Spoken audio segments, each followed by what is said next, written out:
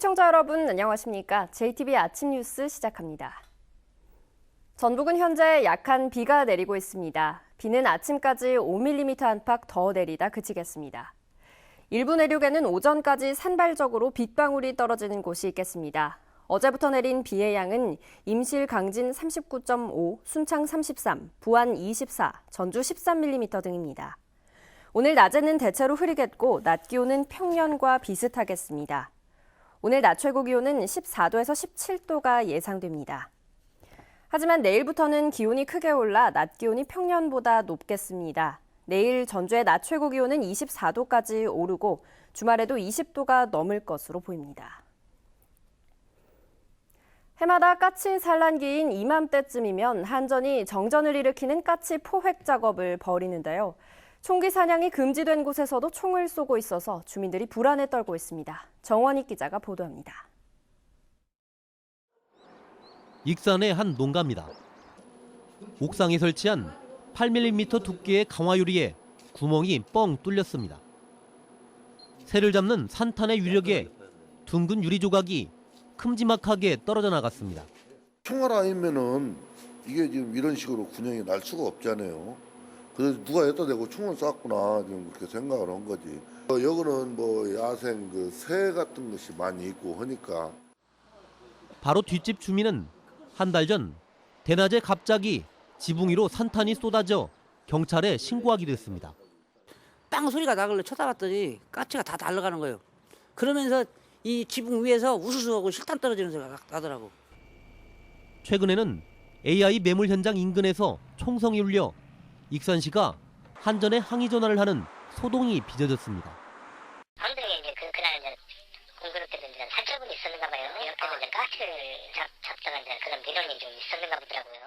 지금 한전 쪽에다가 제가 담당자한테 통화해서 좀 이렇게 그 교육이라든지 그런 거 좀 주의를 당부가 했었거든요.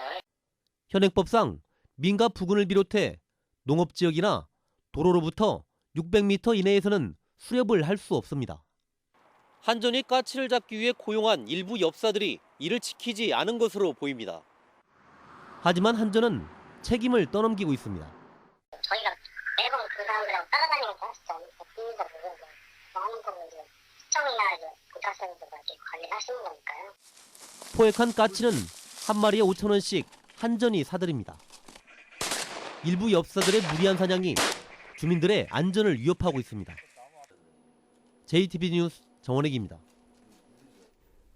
집단으로 암 환자가 발생한 익산 장전마을 인근의 비료 공장에서 지난달 불법 폐기물이 무더기로 발견됐습니다. 이 공장에 대한 경찰의 현장 조사가 진행됐지만 증거가 이미 훼손돼 주민 반발을 사고 있습니다. 김진형 기자입니다. 집단 암이 발생한 익산 장전마을 인근 비료 공장입니다.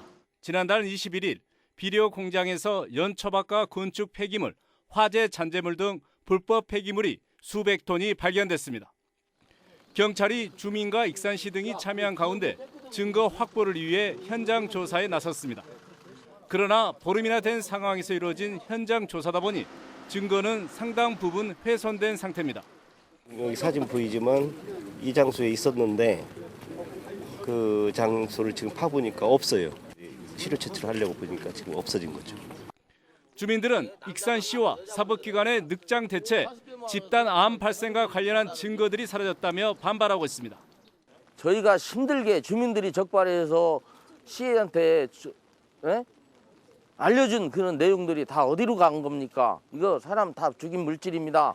이번 현장 조사가 비료 공장에 면죄부만 주는 것 아니냐는 우려가 나오고 있습니다. 비료 공장은 지난해 10월부터 환경관련법 등을 위반해 9차례 행정처분을 받았습니다. 최근에는 기준치를 초과해 각종 유해 물질을 배출해 가동 중단 명령이 내려졌습니다. 이처럼 위법 행위를 상습적으로 저지르는 비료 공장에 대한 알맹이 없는 현장 조사로 오히려 주민 불신만 키우고 있습니다. JTBC 뉴스 김진영입니다. 한미 자유무역협정이 발효된 지도 어느덧 5년이 지났습니다. 그동안 미국산을 중심으로 세계 각국의 과일과 축산물이 국내 시장을 빠르게 잠식해가면서 국내 농가의 시름이 깊어지고 있습니다. 이승환 기자의 보도입니다. 전주의 한 농산물 도매시장을 찾았습니다. 입구부터 가득한 과일 더미 사이에 수입 과일들이 줄지어 자리를 잡고 있습니다. 바나나는 필리핀과 베트남에서, 포도는 지구를 반바퀴 돌아 칠레에서 왔고, 망고는 태국, 오렌지는 미국산입니다. 오렌지가 한 1월 달부터 한 4월 달 정도 되면 그지 끝나. 체리는요? 체리는 그때 좀 들어줘 이제. 바나나는 사철 가고. 예, 바나나 사철 들어. 한미 FTA 이후 오렌지는 가장 많이 찾는 과일 가운데 하나가 됐고, 사과나 배 같은 우리 과일들은 하나둘씩 자리를 내주고 있습니다. 축산물, 특히 쇠고기의 사정도 마찬가지입니다. 한우는 저렴한 가격을 앞세운 수입 쇠고기에 치여 시장 점유율이 30%대로 주저앉았습니다. 가격 경쟁력이 떨어져가지고 소비가 줄고 있는 상태고, 이런 상태로 계속 간다고 그러면 한우 산업이 좀 많이 지금 현재보다는 많이 위축될 염려가 있고요. 실제로 농축산물 수입액은 한미 FTA가 발효되기 전 5년 평균치에 비해 지난해 2배 규모로 급증했습니다. 이 같은 흐름을 반영하듯 대형마트의 과일과 축산물 매대는 수입산이 절반 이상을 점령해 당장 5년 또 10년 뒤를 기약하기 어렵다는 푸념까지 나오고 있습니다. 수입산 농축산물이 빠르게 국내 시장을 점령하면서 국내산의 설 자리는 점점 더 좁아지고 있습니다. JTB 뉴스 이승환입니다. 내년 전라도 개도 1000년을 기념하기 위해 전북과 광주, 전남 등 호남권 3개 시도가 30개 기념 사업을 확정했습니다. 하지만 전북의 기념 사업이 상대적으로 부족하고 부실하다는 지적이 나오고 있습니다. 송창용 기자가 보도합니다. 지난달 28일 전라북도와 광주광역시, 전라남도 등 호남권 3개 시도가 30가지의 전라도 천년 기념 사업을 발표했습니다. 전북이 10가지고 광주가 9가지, 전남이 11가지입니다. 얼핏 3개 시도가 균형을 맞춘 것 같지만 내용을 자세히 살펴보면 큰 차이가 납니다. 사업비 총액은 전북이 1,376억 원으로 3개 시도 가운데 가장 적습니다. 가장 많은 광주 1,759억 원과 비교하면 400억 원 가까이 차이 납니다. 전북의 대표 사업이 지도권 산림 치유원이라는 점도 문제입니다. 전북 전체 사업비의 60%를 차지하고 있지만 지도권 산림 치유원은 사실 전라도 천년 기념 사업과 아무 관계가 없습니다. 지도권 산림 치유원은 지난 2012년 박근혜 전 대통령의 대선 공약 7가지 가운데 하나입니다. 지난 백운동 일대 계곡의 산림 자원을 활용해 휴양과 치유의 공간을 만드는 사업입니다. 하지만 지금까지 단 한 푼의 사업비도 확보하지 못하자 아무 관계가 없는 사업을 전라도 천년 기념 사업에 끌어넣었습니다. 잘 안 되고 있어서 거기다도 넣어놨어요. 전라 천년운동과 관련된 시설이 들어간 건 아니에요.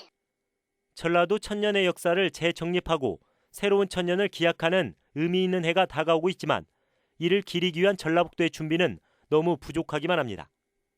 JTB 뉴스 송창용입니다. 주요 5개 정당의 대선 후보가 모두 확정됐습니다. 전북과 관련된 후보별 공약이나 쟁점을 살펴봤습니다. 김철 기자입니다. 더불어민주당 문재인 후보의 공약은 가장 구체적입니다.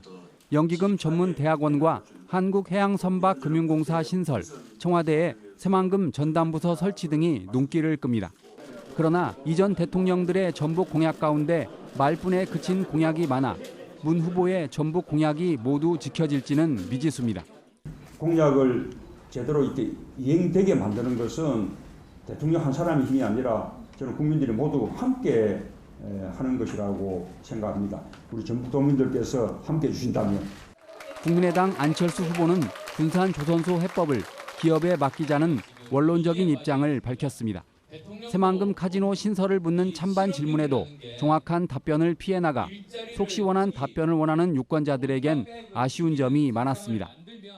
저는 전체적으로 보면 좀 지역적인 이슈라고 보고 있습니다. 왜 새만금 개발을 꼭 해야 되는가? 그 문제부터 저는 그것을 잊지 않아야 된다고 봅니다. 자유한국당 홍준표 후보는 지난달 전북을 딱 한 차례만 방문했습니다. 새만금 개발에 적극적인 입장을 보였지만 그 밖에 전북 현안의 해법을 구체적으로 언급하지 않았습니다. 지난 2월 전북기자협회 토론회 때 전북을 찾은 유승민 후보는 군산조선소 발언이 논란이 됐습니다. 유 후보는 군산 조선소 폐쇄를 기정사실화하고 대안으로 새만금과 공항 개발을 언급해 부적절하다는 평가를 받았습니다.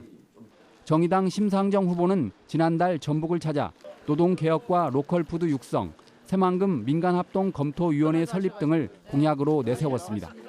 대선 후보 가운데 유일하게 새만금 사업의 전면 재검토를 주장했지만 실현 가능성은 높지 않습니다.